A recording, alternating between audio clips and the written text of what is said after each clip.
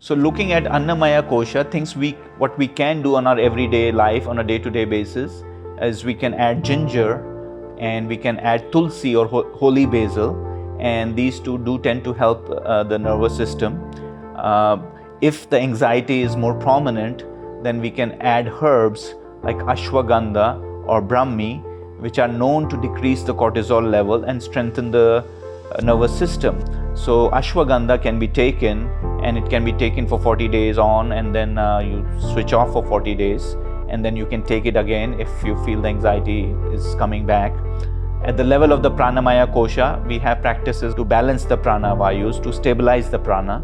At the level of the Manomaya Kosha, which is thoughts, feelings and emotions, it's very important that we learn how to self-regulate our emotions, how to self-regulate our thoughts. And there are different practices which can be done.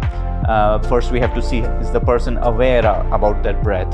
And that's where the meditation comes in. Through the meditation practice, we can become more and more aware of our breath.